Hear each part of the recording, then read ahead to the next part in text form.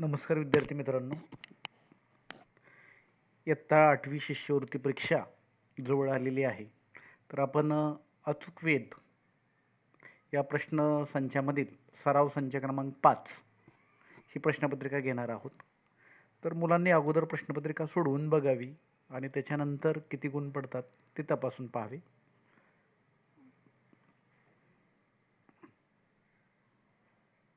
ही प्रश्नपत्रिका आहे. Video pause करून प्रश्नपत्रिका पहा. हे मराठी.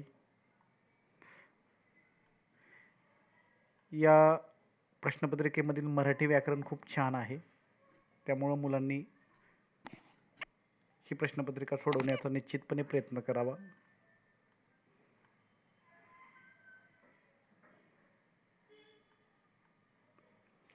तर गणित पहा. पुढीलपैकी सर्वात लहान पूर्णांक संख्या कोणती? तर पूर्णांकामध्ये प्लस आणि मायनस दोन्ही असतात आणि जो मायनस आहे, संख्या रेषा आहे, त्या संख्या रेषेवरील जो मायनस नंबर इकडला नंबर असतो तो सर्वात लहान असतो. तिथं -1 पासून स्टार्ट होतं, तर सर्वात इकडला येणारे -1000 येणारे म्हणून 2 नंबरचा ऑप्शन आहे. पायथागोरसचं त्रिकूट तुमचं त्रिकूट पाठ असतं 11, 60, 61चं त्रिकूट. पण याच्यामध्ये पॉईंट दिलेला आहे, याच्यामध्ये पॉईंट, याच्यामध्ये पॉईंट आणि म्हणून तर पायथागोरसचं त्रिकूट 6.0 येणार आहे.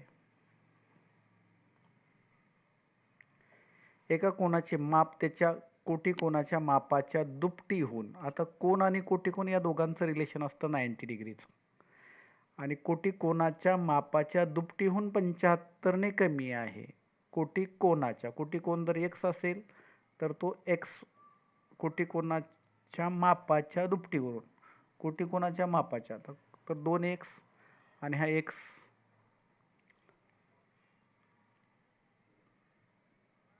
कोटिकोनाच्या, हा x नाही, कोटिकोनाच्या, कोटिकोन जर x असेल तर त्याला 2x करावं लागेल -75 बरोबर. थांबा, याचं जरा समीकरण मांडणं थोडंसं कठीण जाते.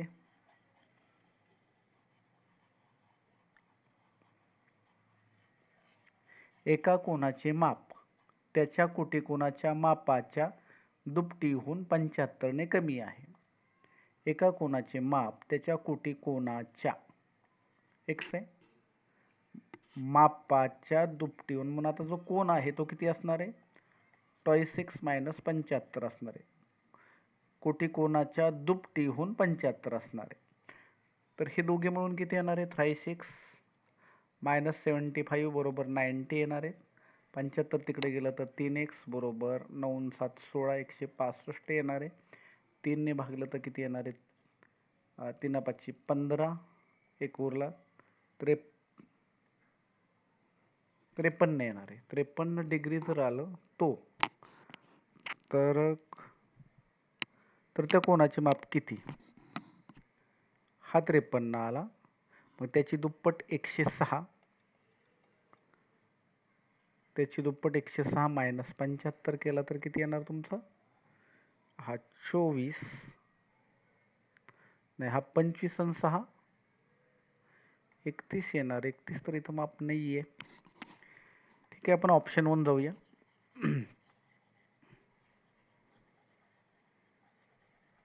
त्या कोनाचं माप म्हटलंय.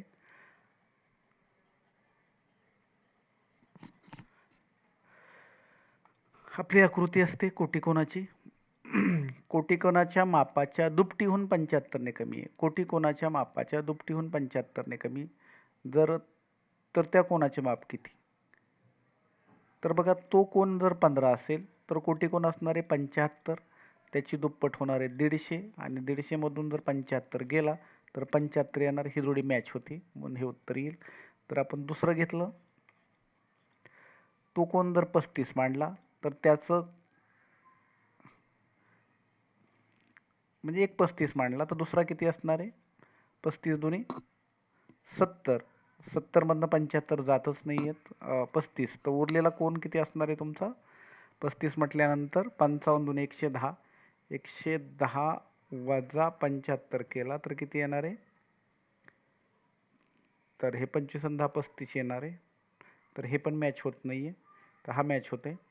अजून तिसरा जर पर्याय यूज केला तर 25, हा 25 असेल तर हा किती असणार आहे? 65 दोन्ही 130, 130 वजा 75 केला तर किती येणार आहे तुमचा? 65 75 म्हणजे 25 आणि 30 55 येणार. ही दोन्ही जोडी 90ची मॅच होत नाही. 45 केला, एक 45 केला तर दुसरा पण 45 दुने 90 आणि 90 मधनं जर 75 गेले तर 15, तर हे 60 येते, तर हे 90 मॅच होत नाही म्हणून हे 15 तिसरा ऑप्शन. कधी कधी असं मॅच नाही झालं तर असं मॅच करून बघा. थोडा प्रश्न मी किचकट दिलेला आहे. पहा आता पुढे 29 नंबर पहा. सोपा प्रश्न इयत्ता 5वीच्या रेंजचा प्रश्न आहे हा, की लहान संख्या आणि मोठी संख्या. तयार होणारी मोठी संख्या कोणती? मोठ्यात मोठी संख्या तर मोठा अंक पहिला घ्यावा लागेल.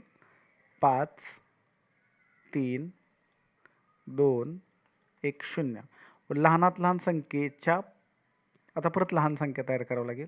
तर लहान करण्या अगोदर 1 घ्यावा लागेल, मग 0 2 3 5 आणि यांच्यातील फरक आणि शतक स्थानचा अंक. तर 10तनं 5 गेले 5, आजचा परत केला. 11तनं 4 गेले 7, आजचा परत केला. 12तून 3 गेले 9, 12तून 3 गेले 9, पण 9 हे उत्तर येणार आहे.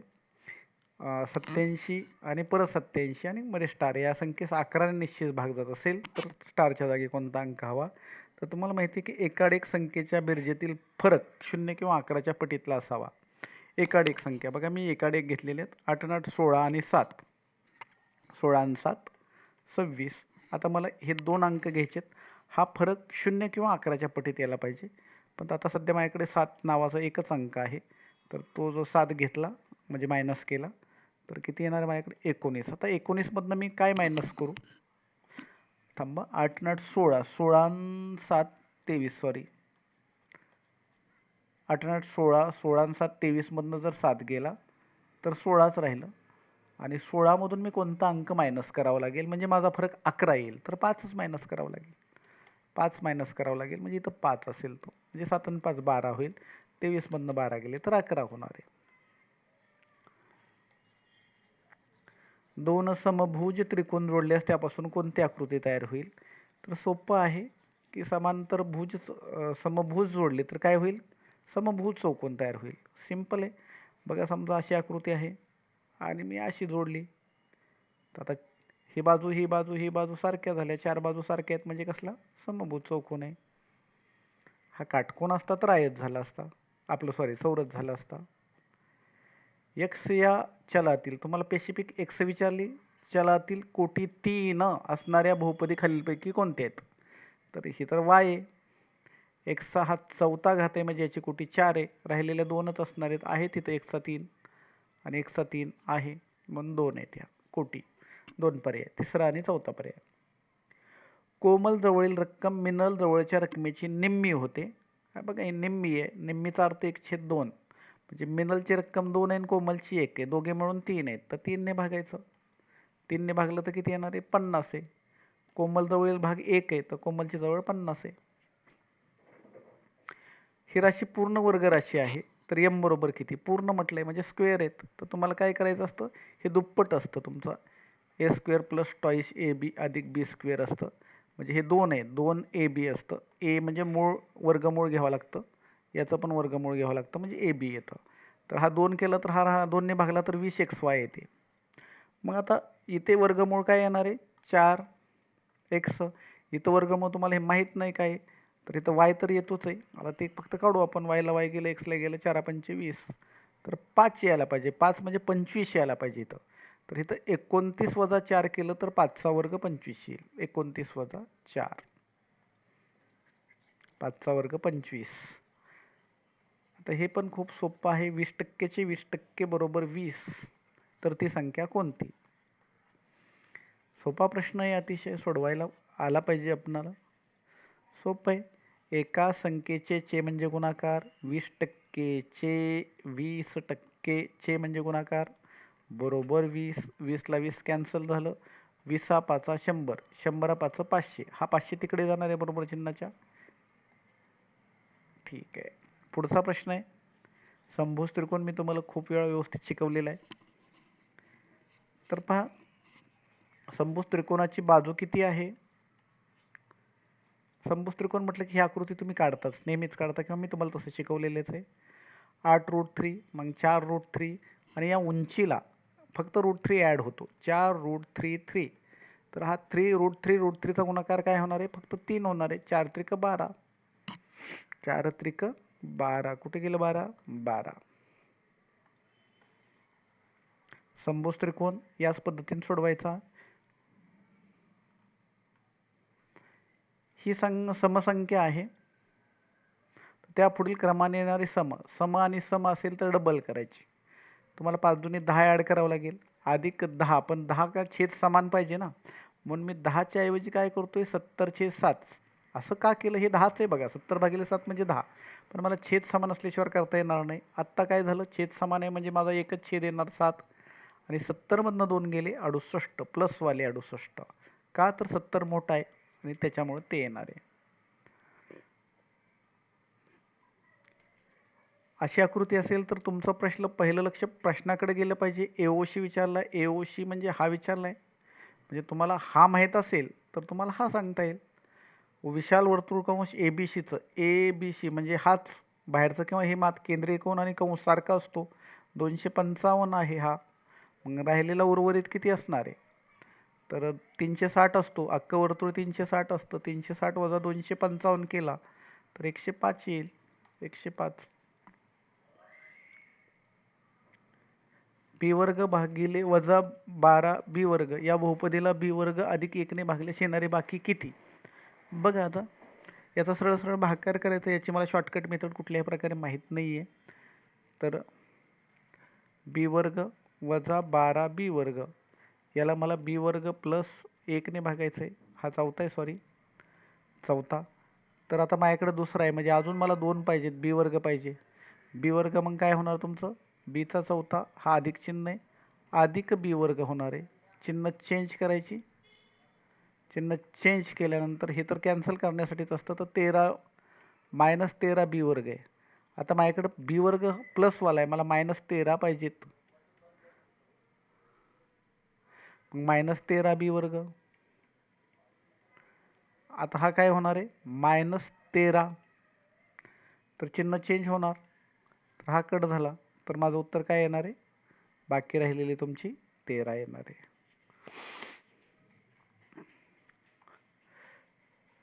हे तुम्हाला माहिती पाहिजे. 2 क्रमवार विषम संख्यांचा लसावी 255 आहे, तर त्यापैकी लहान संख्याच्या मागील समसंख्या कोणती म्हटलेली. बघा थोडासा खोल प्रश्न केलेला आहे त्यांनी. तर 2 विषम संख्यांचा लसावी म्हटलं तुम्हाला याच्यामध्ये फक्त +1 करायचा असतो, तर हा 256 होईल. 256 हा कुणाचा वर्ग आहे? 16चा वर्ग आहे. मग त्याच्या मागची आणि पुढची संख्या ही विषम संख्या असतात. 15 आणि त्या 17 ह्या 2 संख्या आहेत. तुम्हाला प्रश्न काय विचारलाय? लहान विषम संख्येच्या मागील समसंख्या. लहान विषम संख्येच्या मागील समसंख्या कोण आहे? 14. म्हणून ऑप्शन 4 हे उत्तर येणार आहे.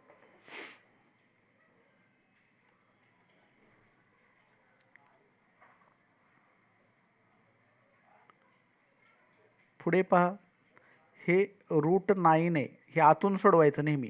तर हे 3 झालं, तर 33 आणि 3 36 झालं. हे 36 झालं. 36चं बाहेर निघताना 6 आलं. 262 मधनं 6 गेलं तर 256 आलं. 256 हा कोणाचा वर्ग आहे? 16चा वर्ग आहे. आतून सोडवत यायचं हे. बघा गुणाकार व्यस्त उलट होतं. गुणाकार व्यस्त म्हणजे उलट 5/7 आणि बेरीज व्यस्त म्हणजे वजा. तर सरळ /7 आहे बघा, हा वजा आहे. 5तनं 3 गेले 2, 2/7 प्लसवाला. कितीतरी सोपं होता प्रश्न तो. एका चौरसाची बाजू 50% ने वाढवली तर त्याचे क्षेत्रफळ किती होईल? 50%. मग 50%चं फ्रॅक्शन आहे तुमचं 1/2. तर 2ची बाजू 3 केली. 2ची बाजू किती केली तुमची? 3 केली. आता क्षेत्रफळ आहे, चौरसाचं क्षेत्रफळ हे वर्गात असतं. 3चं 9 होणार आहे, 2चं 4 होणार आहे. फरक किती काढला? पहिलं होतं क्षेत्रफळ 4, फरक किती पडलाय? 5चा पडलाय. मग 4चा 5ने फरक पडलाय म्हणजे 1,200ने वाढलेले आहे. कितीने वाढलेले? गुणले बघा, गुणले 100% काढायचं असेल तर 500/4 4ने म्हणजे 125 आलं ते.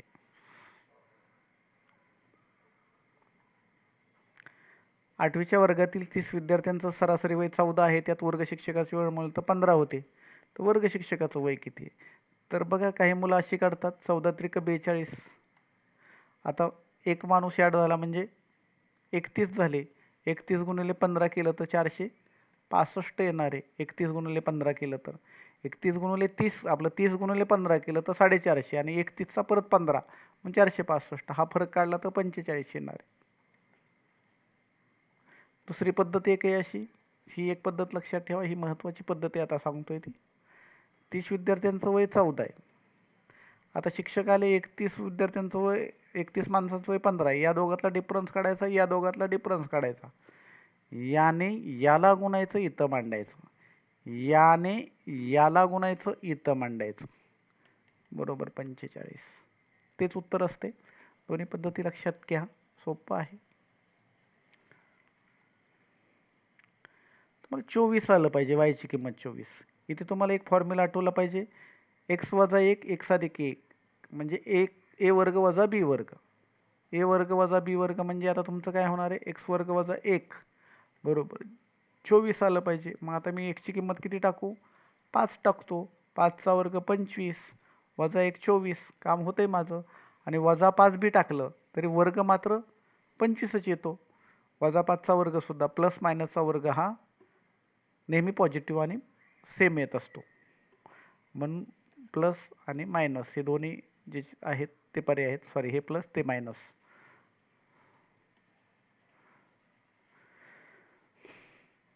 इकडे बघा, गाडीची लांबी 110 मीटर आहे, पूल 130 मीटर आहे, म्हणजे एकूण अंतर किती कट करायचं आहे तुम्हाला, 240. हे असं गणित बघितल्याबरोबर लक्षात आलं की तुम्हाला 240 जायचं आहे. गाडी आपली किती वेगाने चालली, 36,000 चालली आहे 3600 सेकंदामध्ये, बरोबर आहे की नाही. पण तुम्हाला 36,000 नाही चालायचं, तुम्हाला 240 चालायचं आहे. किती सेकंदामध्ये काढूया. 36 10 आहे, 10चा शून्य गेला तर 24 सेकंद.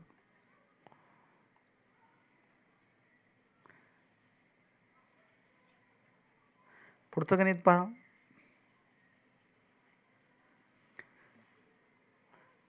अशा आकृतीमध्ये समांतर रेषात म्हणजे तुम्हाला काय आठवलं पाहिजे, संगत कोन, विक्रम कोन, अंतर कोन हे आठवले पाहिजेत. तर तुम्हाला लगेच प्रश्न बघायचा आहे, BTA हा कोन अख्खा काढायचा आहे. तर चला, संगतला संगत 50 हा संगत आहे, 150ला 30 अंतर कोन आणि दोन्ही मिळून 80. ही आकृती तुम्हाला इमॅजिन करता आली पाहिजे. 48 56 सेमी परिमिती असलेल्या चौरसाच्या एका बाजूवर अर्धवर्तुळ काढले तर अर्धवर्तुळाची परिमिती किती. आधी चौरसावर अर्धवर्तुळ आणि किती 56 सेमी परिमिती म्हणजे 14चं चौरस आहे. 14 14 14 14 हे 14 म्हणजे हे 7 आहे. 7 त्रिज्या असेल तर हे किती असणार आहे, 7 त्रिज्या असेल तर अख्खं किती आलं असतं, 7चा परीघ तुम्हाला 44 माहिती आहे अख्ख्याचा, मग अर्धा किती असणार 22. हे 22 22 अन 7 अन 7 14, 22 अन 14 36, 22 अन 14 36. ते 14 कुठलं तर ती चौरसाची बाजू. 49 बघा, कामगाराचा पगार 10% कमी केला, नंतर तेजीमुळे 20% वाढ झाली तर मूळ पगारात किती वाढ झाली. कमी आणि तेजी. आता बघा म्हणजे आणि तुम्हाला काय पर्सेंटेज आणि ॲन्सर पण पर्सेंटेजमध्येच पाहिजे. मग तुम्ही कुठलं सूत्र वापरता, A + B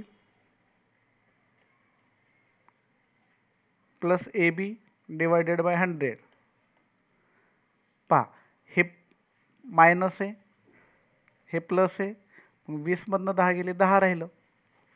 आणि प्लस मायनसचा गुणाकार काय असतो, प्लस मायनसचा गुणाकार हा मायनसच असतो. मग 20/200 भागिले 100 किती येणार आहे, 2 येणार आहे, -2 येणार आहे. तर 8%. किती पर्सेंट, 8%. पुढचं बघा,